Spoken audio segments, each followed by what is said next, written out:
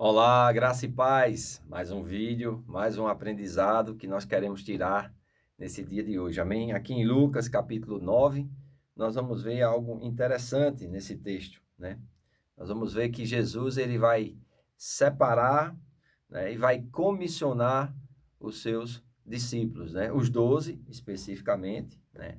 Ele vai trabalhar aqui essa questão, depois de ter preparado os seus discípulos, depois dos discípulos terem estado com eles, Jesus agora vai liberar sobre eles uma autoridade e vai dar uma missão aos seus discípulos. Amém? Então é muito importante nós entendermos isso, que para desenvolvermos o ministério, nós precisamos ter autoridade, porque toda a nossa autoridade vai contra os principados, as potestades, os dominadores desse mundo tenebroso, e a nossa batalha ela é toda espiritual. Amém? O apóstolo Paulo diz em 2 Coríntios capítulo 10, versículos 3 e 4, que embora andando na carne, a, a nossa milícia ou a batalha que nós enfrentamos não é carnal, mas nós temos armas poderosas em Deus para destruir sofismas, para levar cativo todo pensamento à obediência de Cristo. Então essas armas, elas vão trabalhar na nossa mente, renovando a nossa mente, amém? E vai nos empoderar contra todo o poder do inimigo, né? Roubar, matar, destruir, acusar, condenar, amém? Toda a obra do diabo. Agora nós temos a autoridade. Jesus diz: eis aí vos dou poder para pisar de serpentes e escorpiões e todo o poder do inimigo, e nada, absolutamente nada, vos causará dano algum. Então não precisamos temer o inimigo, nós precisamos somente ir e fazer a nossa missão. Amém? Então nós vamos ver aqui que volta a falar a respeito de Herodes, aqui é o tetrarca, amém? E é interessante nós entendemos essa questão desse termo Herodes, né? Eu estava pesquisando aqui, e é interessante, Herodes o Grande, ele era edomita, judeu e romano. Olha só, edomita era inimigo, né, do povo de Deus, mas ele também era judeu, ou seja, tinha uma mistura, tá certo? E aí, além disso, ele ainda era romano, tinha um título de cidadão romano. Então veja como era o governo naquela época, né? Fora isso, quando ele morreu, ele distribuiu entre os seus filhos. Então existe ainda Herodes Arquelau, amém? Existe ainda Antipas e Filipe. Então, são vários Herodes, né? Aqui é chamado de o tetrarca Herodes. Ouviu o que se passava e estava em dúvida, porque alguns diziam que João ressuscitara, né? João já tinha sido decapitado, mas surgiu um novo homem aí, que estava anunciando o reino de Deus, que fazia milagres, prodígios, maravilhas. E Herodes é desejoso de conhecer Jesus. E não vai conhecê-lo nesse momento, só vai conhecer quando for no dia da sua crucificação. Nós vamos ver também aqui a primeira multiplicação dos pães e peixes, que é ressaltado também em Mateus capítulo 14, Marcos 6 e João 6, ou seja, é um dos textos que estão nos 4 evangelhos. Nem todos os textos estão nos 4 evangelhos, amém? Mas alguns textos contemplam os 4 evangelhos. Isso é bom porque quando nós lemos a respeito de cada texto em cada evangelho, nós temos uma visão, vamos dizer assim, mais ampla do que aquilo estava acontecendo. Outra coisa, nós temos que entender também que tudo que foi registrado debaixo de uma inspiração do Espírito e com um propósito, que nós tomássemos conhecimento a respeito da vida de Jesus, da missão de Jesus e da sua obra.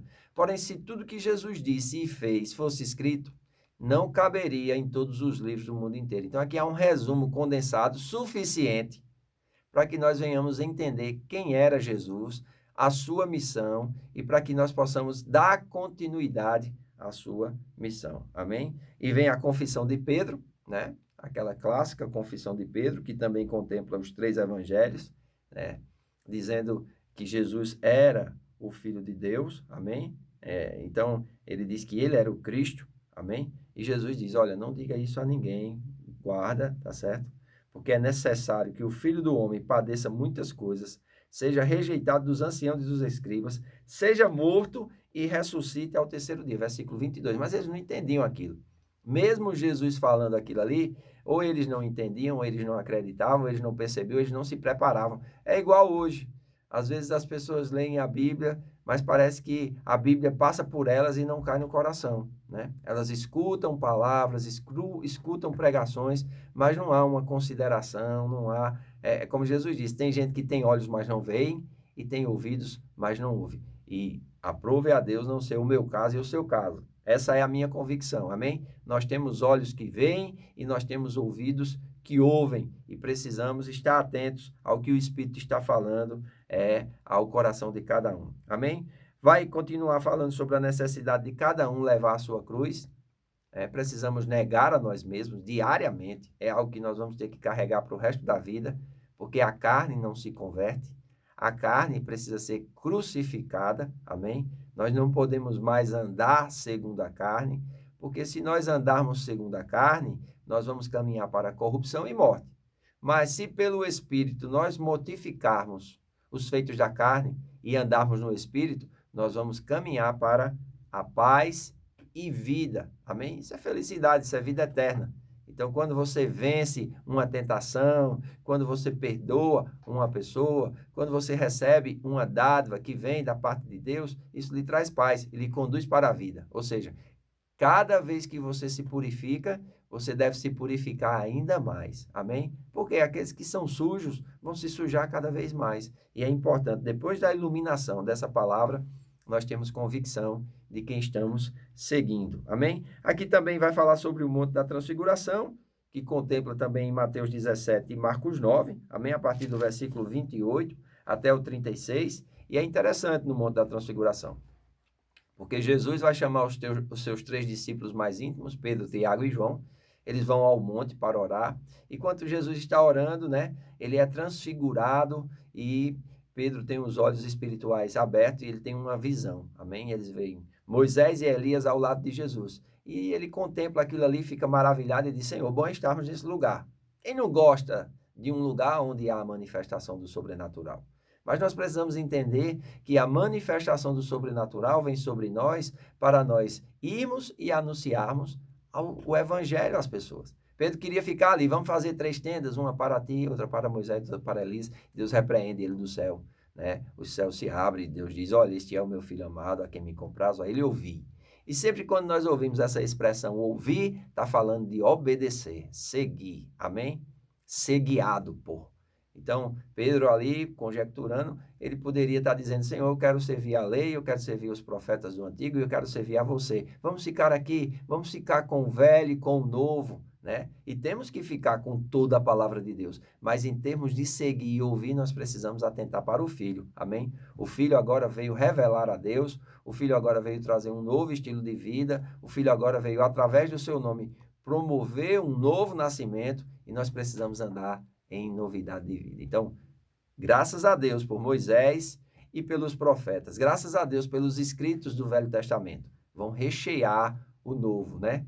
Enquanto o Novo é a revelação do Velho Testamento, o Velho Testamento, ele ilustra o Novo Testamento. Então, é muito importante nós termos, na hora da interpretação do texto bíblico, ter essa peneira, esse senso crítico, amém? Você pode adquirir livros de crítica textual, que vai te explicar e vai te ensinar como interpretar os textos bíblicos dentro do seu contexto e dentro também do seu período, amém? Existem muitos equívocos, muitas doutrinas falsas e até heréticas por falta dessa interpretação correta dos textos. Pessoas que separam textos do seu contexto e criam pretextos para todo absurdo, para todo tipo de crença absurda. Amém? Na continuidade, nós vamos ver a cura de um jovem lunático e nós vamos ver também Jesus ensinando que o maior no reino dos céus é aquele que serve, é aquele que é o menor. E ele pega uma criança. Esses dias nós tivemos lá na igreja alguém questionando porque as crianças participam da ceia do Senhor. E eu não entendo porque elas não podem participar, né? Jesus disse que nós deveríamos aprender com as crianças. E é interessante, nós queremos ensinar as crianças, mas não queremos aprender com elas. E como as crianças têm a nos ensinar? Jesus pega uma criança, coloca no meio dos discípulos e diz: vocês têm que aprender com essas crianças aqui. Vocês têm que se tornar humilde como essa criança aqui. Eu sei que você sabe muita coisa, eu sei que você já teve muita experiência, mas ao lidar com as crianças, elas têm muito o que ensinar. E tem igrejas, infelizmente, que não permitem que as crianças participem da ceia, né? E eu não entendo por quê. Amém? A ceia fala de comunhão.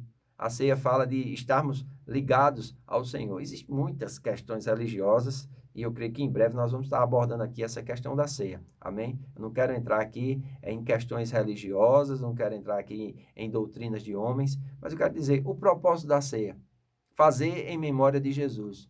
O propósito da ceia, estar unido com ele. O propósito da ceia, a representação de comer do seu pão, de beber do seu sangue. Isso é beber da vida de Jesus, isso é beber dos ensinos de Jesus, porque os verdadeiros discípulos de Jesus são aqueles que ouvem a sua palavra e a praticam. Amém? Ele vai falar aqui também a respeito dos que quem não é contra é por nós, e os samaritanos não recebem a Jesus. Tiago e João ficam indignados, querem descer fogo do céu, Jesus repreende eles. Amém? E acerca dos que seguem a Jesus, né? Diz aqui, olha, é muito importante. Nós entendemos isso porque tinham pessoas que queriam seguir a Jesus, depois de serem curadas e abençoadas por ele. Jesus disse, não. Vai e conte para os seus as maravilhas que Deus tem feito na tua vida. E tinha pessoas que Jesus chamava para seguir e elas voltavam atrás.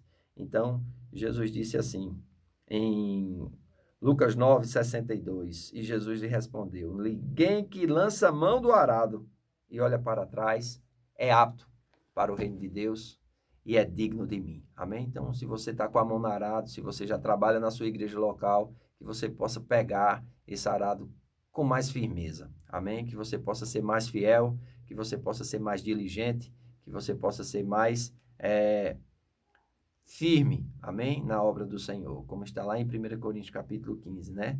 Por causa da ressurreição, nós precisamos ser firmes e constantes, sempre abundantes, sabendo que no Senhor o nosso trabalho não é em vão. Amém? Espero que você tenha sido abençoado com esse vídeo. Convide pessoas a estarem aqui no canal, convide pessoas a estarem conosco e eu creio que Deus vai estar fazendo maravilhas. Deus te abençoe, tenha um bom trabalho.